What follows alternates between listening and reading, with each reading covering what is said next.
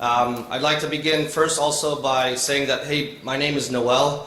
My friends call me Noel, and I hope in the very short time that I'm here, we all get to become friends. So what I'm going to present to you is really, it's primarily my good friend, General Pamonig's work.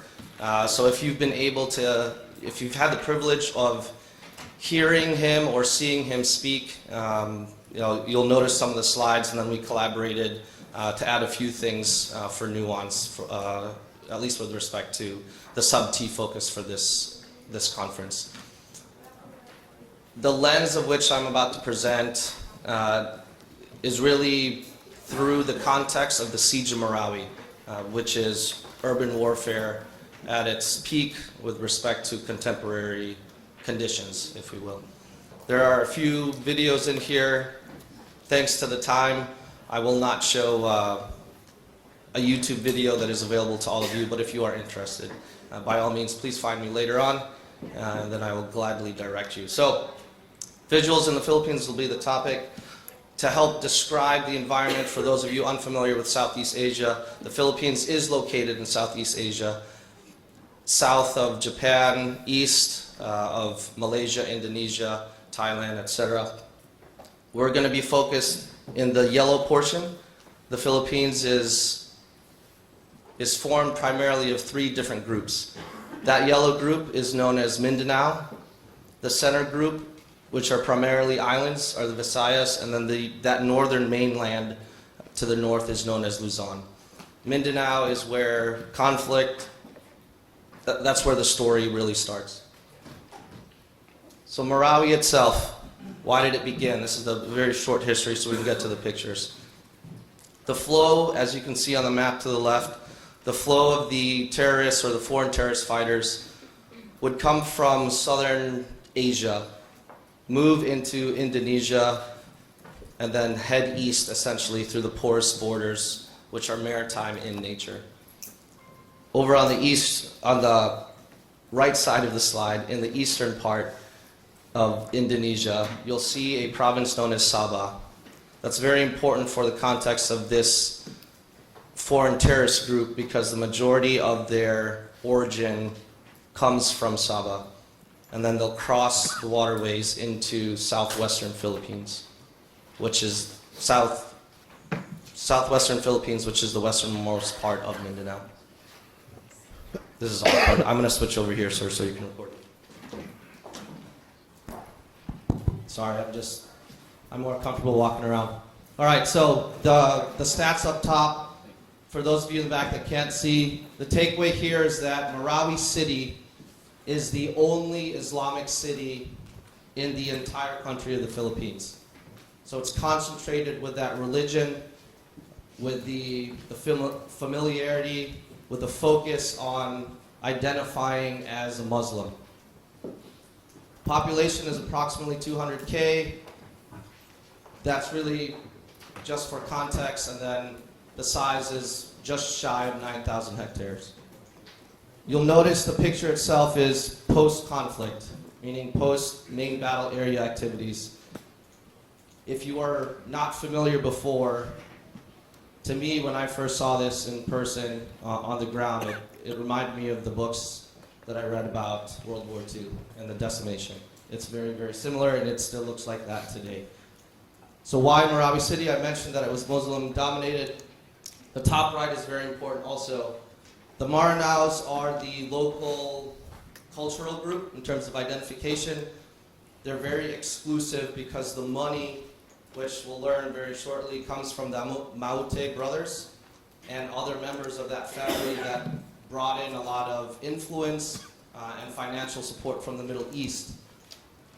The resistance to external influence comes from not just familial ties and cultural identity, but also a very infrastructural-based clan war known as RIDO, R-I-D-O.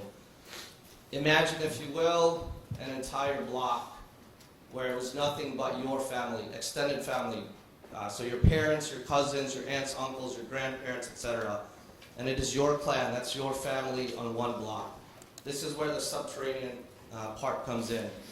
Each structure there, the houses, 2-story, 3-story buildings, depending on how rich you were created with reinforced concrete, so rebar into the walls. It is meant for each clan to fight against each other across the street, literally. Because you are one family, each structure is connected with tunnels.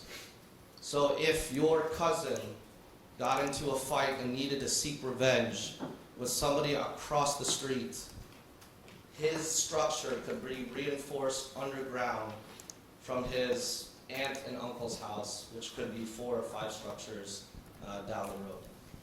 So they have this physical aspect to the conflict there that has allowed them to resist, because it makes it very difficult to occupy and change that identity. The poorest province, that's only up there to reinforce the idea that where there is a lack of governance, that equals opportunity for outside and external influence. That is absolutely directly tied to the norms of lawlessness in the city.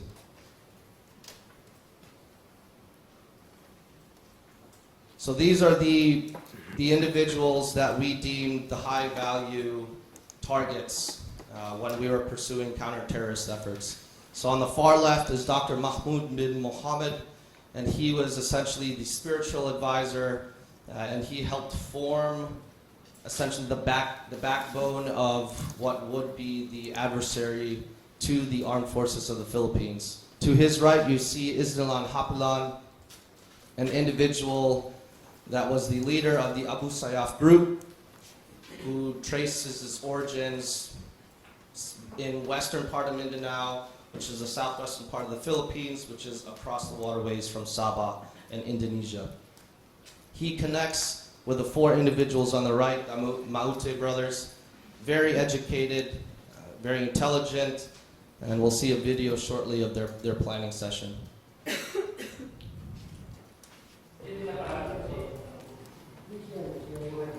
What you're seeing is captured enemy video footage by the Filipinos of the 6 individuals, and this is done underground actually in one of the basements that connects the structures.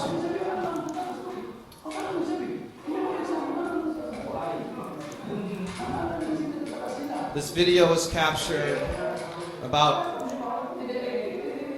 July, August of the clearing efforts from the armed forces of the Philippines in Marawi. And it validated a lot of the intelligence that the global intelligence community was tracking or attempting to predict prior to the start of the siege. You'll see the numbers there, which are also important. 600 fighters that the armed forces of the Philippines classified as primary terrorists. That number does not capture the support from the local populace that was coerced. For the sake of time, I'll keep going. I'll build this out very quickly. So this is the part that General Pulmone wanted me to share on behalf of his country in terms of their approach to dealing with the urban conflict there in Marawi. So the declaration of martial law was important for their war efforts because it granted the armed forces of the Philippines, which is a military construct, the ability to apprehend, which is a police construct. There was a lot of contention there in the international community, but surprisingly, within the local community of Mindanao, those that were educated and understood the efforts from the AFP were complicit with the martial law and the checkpoints. The hard power approach, that equals what the Armed Forces of the Philippines was executing in terms of clearing on the military scale, and then the soft power is something he wanted me to reinforce as well. For those of you that can read the slide, the interagency cooperation, the IO, which is the information operations, and then most importantly, the stakeholder engagements. What he means by that is General Pulmone was the ground force commander. He was the guy in charge on the ground, responsible for clearing as well as maintaining a semblance of security and order with the indisplaced people from the conflict. The stakeholder engagements represents his efforts to engage with the local government units, which the Filipinos refer to as LGUs, so that they could come up with the last bullet, which is this whole of nation approach. In the US we call it whole of government, but the idea remains the same.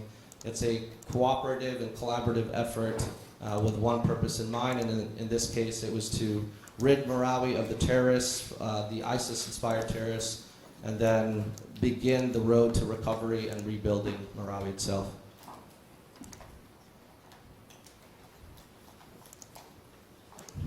Sorry.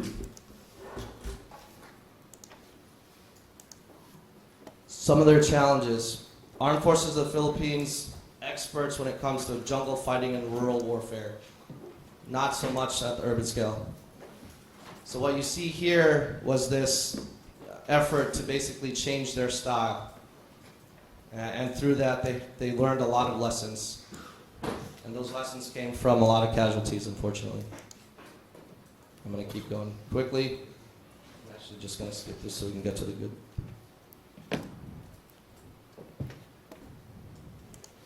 So some of the pictures you see from there. That is a 3-story building with the roof completely taken off. The Filipinos needed to identify a method to employ their armor assets, which essentially were armored personnel carriers. So they innovated and built a ramp. Ingenuity. What you can't read if you're in the back is they call this the Angry Bird grenade launcher. Literally like the Angry Bird game. This one I found fascinating.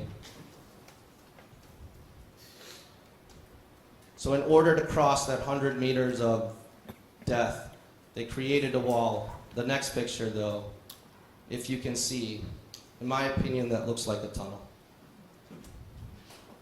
So the concept of creating a tunnel above the ground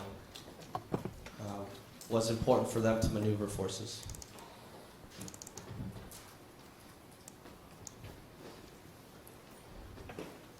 Additional innovative efforts. And then I'll end with this video.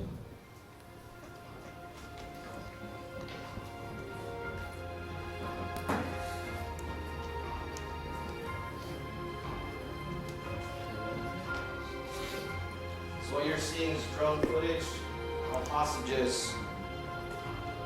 And what the Armed Forces of the Philippines decided to do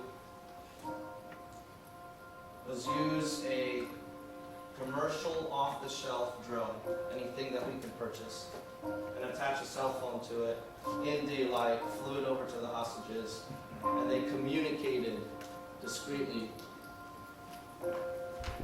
Sorry about that, sir. They communicated discreetly with the hostages and organized a deliberate hostage rescue at night.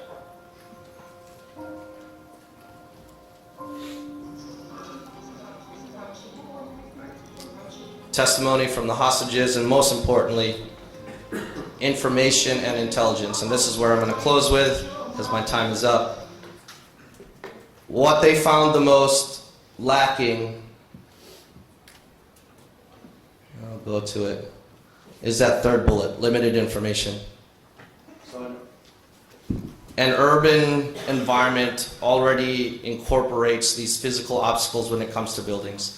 When you add another layer of being able to maneuver underneath the ground, you're able to do so while retaining the identification of yourself and the identification of your location. And if you remain hidden to your adversary, it makes it much more difficult for your adversary to engage you. Thanks.